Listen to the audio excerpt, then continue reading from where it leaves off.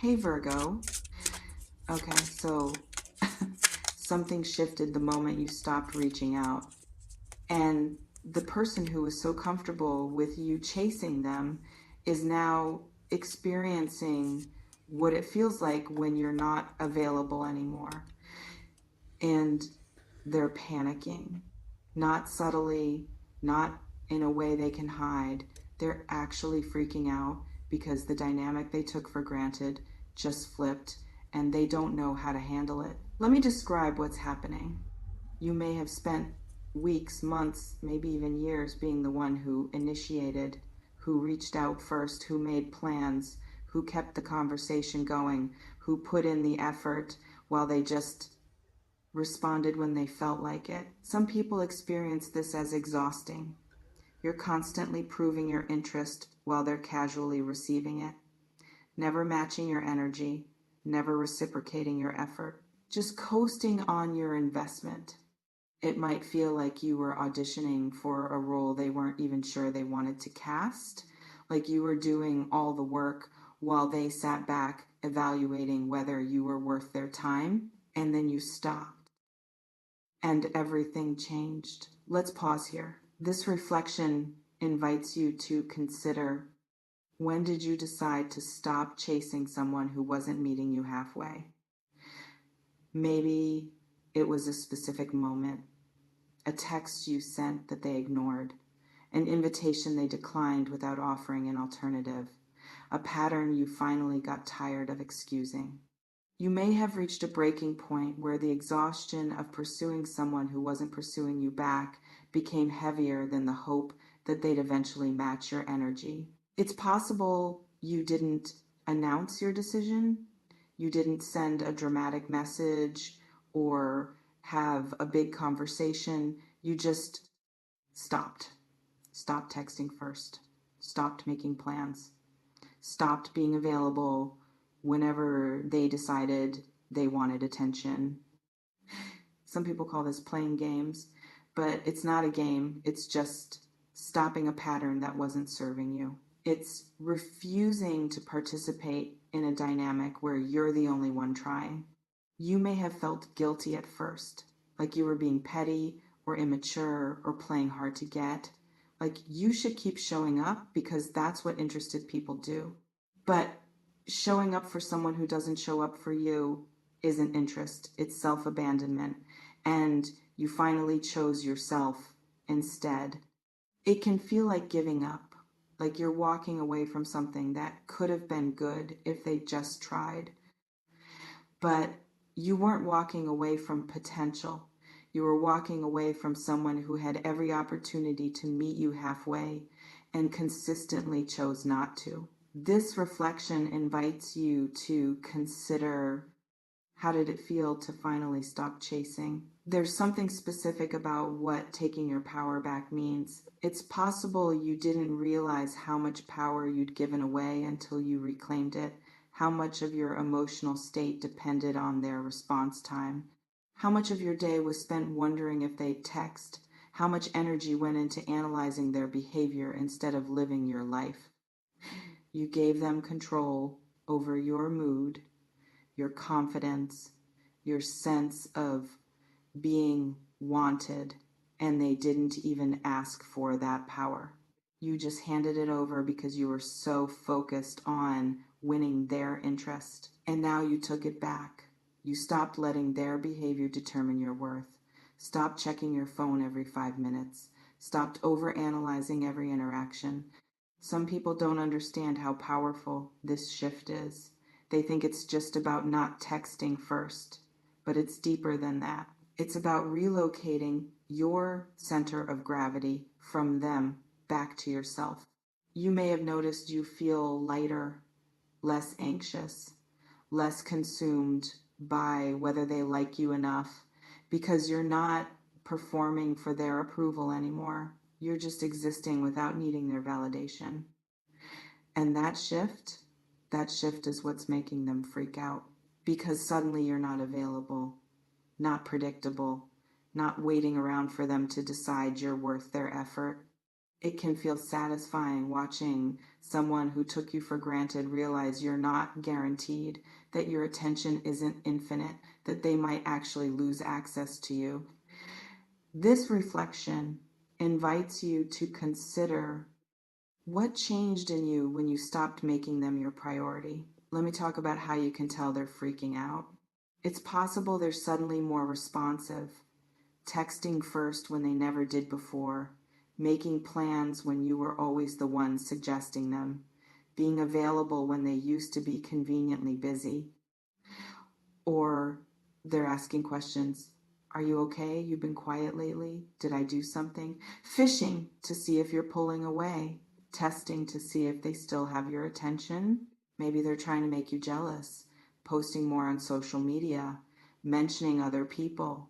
Creating scenarios designed to make you reach out and reassert your interest. Some people can't handle losing relevance. They might not want you the way you want them, but they want you wanting them. And when you stop, they panic. You may see them doing things they never did when you were chasing, complimenting you, being more affectionate, suddenly acting like they're invested. And it might feel validating. Like, see, I knew they could try if they wanted to. I knew they had it in them. But here's the question you need to ask. Are they trying because they actually value you now? Or are they trying because they miss having your attention on demand? It can feel hard to discern the difference because in both cases they're showing more effort, but the motivation matters.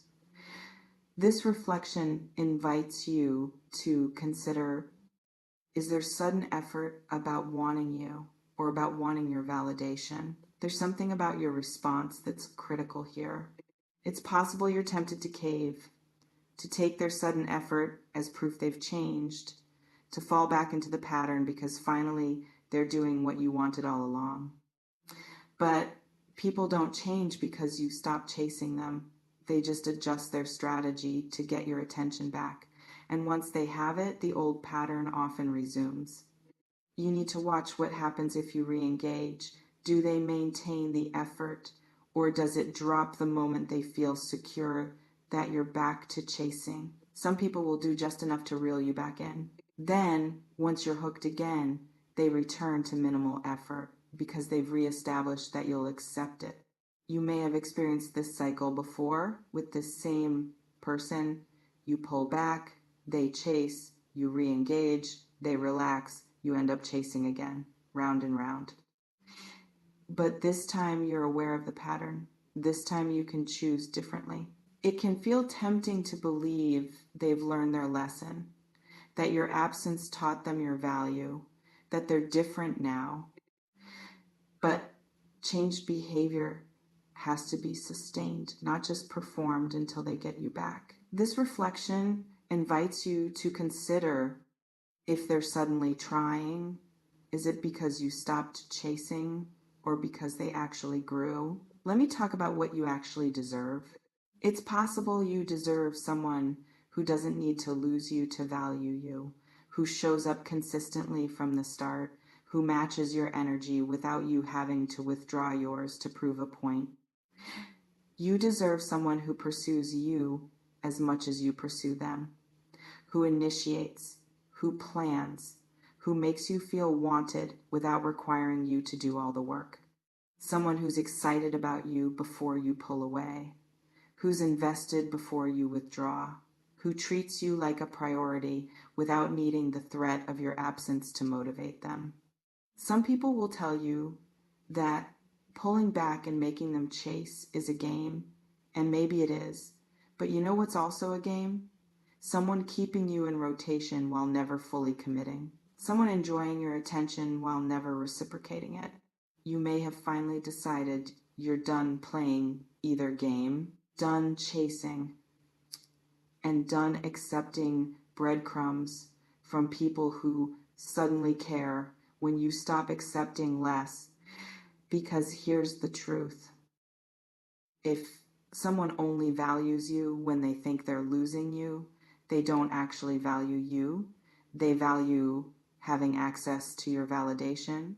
It can feel harsh to think that way about someone you care about, like you're being unforgiving or not giving them a chance. But you gave them chances, multiple chances, and they took them for granted until you stopped offering them. This reflection invites you to consider, do you want someone who chases you back or someone who never made you chase them in the first place? There's something about your power right now. It's possible you're in the strongest position you've been in this entire dynamic because you're not needing them anymore. You're not waiting for them. You're not organizing your life around their attention. And that gives you clarity. You can see the situation for what it is instead of what you hoped it would be. You can make decisions based on reality instead of potential. You can see if their increased effort is genuine or just reactive. You can determine if this is someone who's actually grown or someone who just doesn't like losing control. Some people waste this moment of power. They get so excited that the person is finally chasing that they immediately give back all the ground they gained by pulling away. You may be tempted to do that, to celebrate their pursuit by making yourself available again, by going back to doing all the work now that they've done the bare minimum. But don't, not yet. Not until you see if this is sustainable or just a temporary adjustment to get you back. It can feel mean to make them work for it, like you're punishing them, like you're being difficult. But you're not. You're just requiring them to demonstrate what you've been demonstrating all along: consistent interest, genuine effort, prioritization. This reflection invites you to consider, are you willing to maintain your power or will you give it back too easily? You remain in complete control of what happens next. You can re-engage, maintain distance, give them a chance, walk away entirely. The power is yours. It always has been.